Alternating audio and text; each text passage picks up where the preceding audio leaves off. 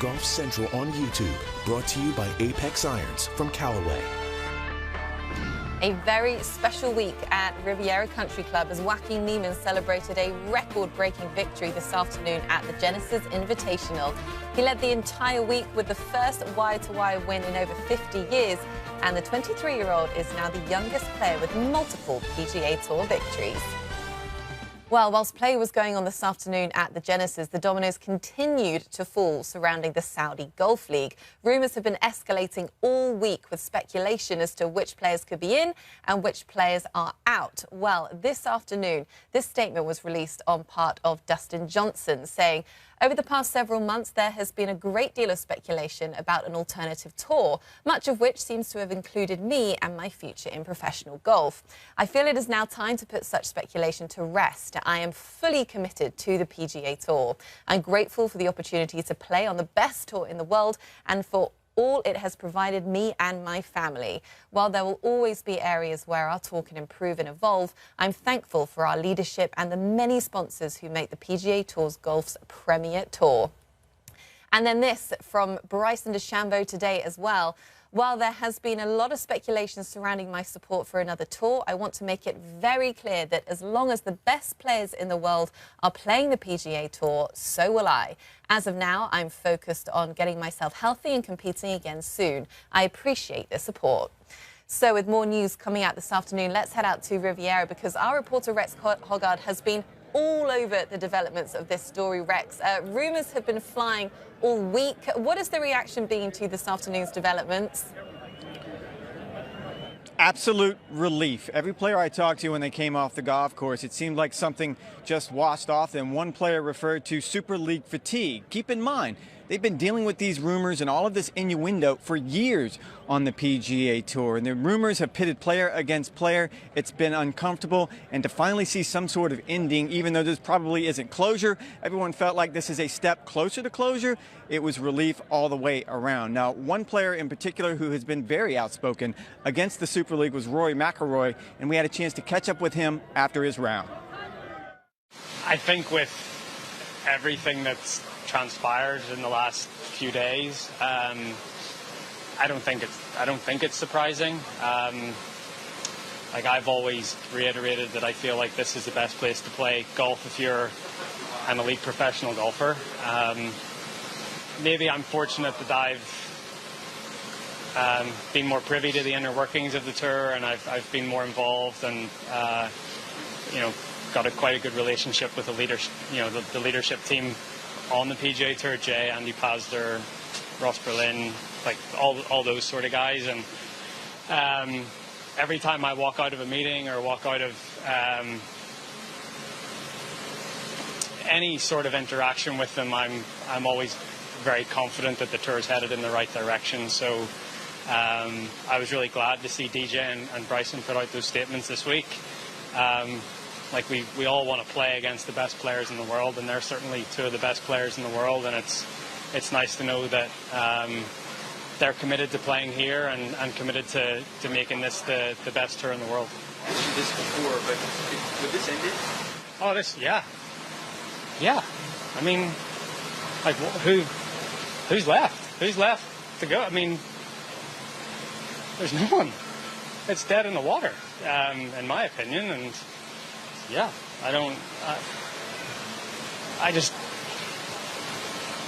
can't see any reason why anyone would go. Now, Jordan Spieth echoed what Rory said after his round. Again, relief, but he also pointed out that the top 20 players in the world ranking right now have all committed to the PGA Tour.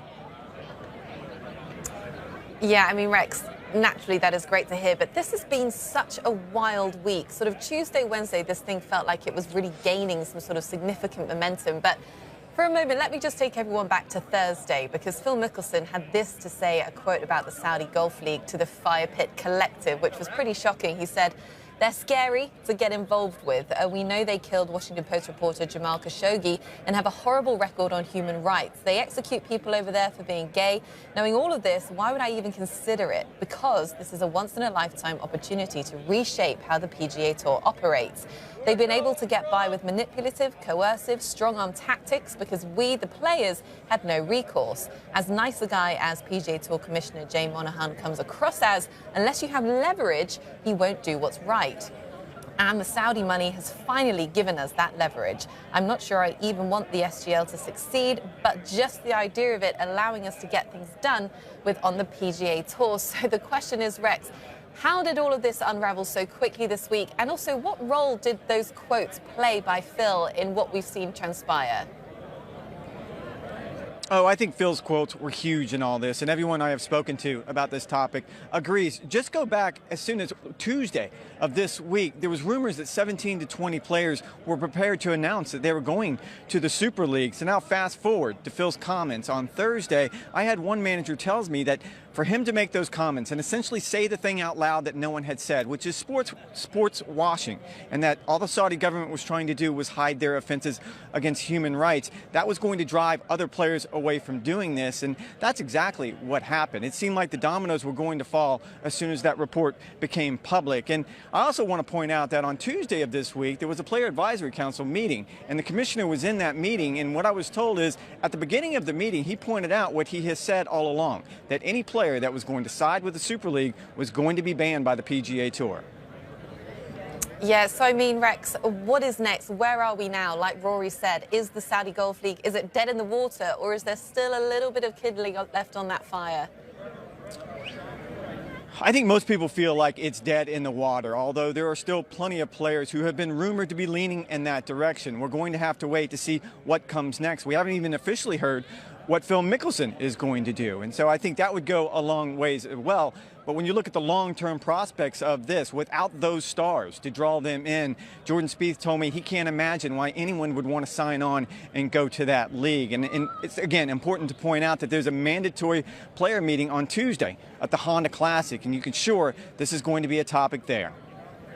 Yeah, you're right. I mean, Phil has been very quiet over the last few days. Interesting to see what he says about all of these developments. Rex, you have been a legend covering this story. You've given us all the details, so thank you so much. Now, Jim, as Rex said, I think the golf world has taken a bit of a deep breath following the developments this afternoon. Players want to play where the best in the world are playing, and that is on the PGA Tour.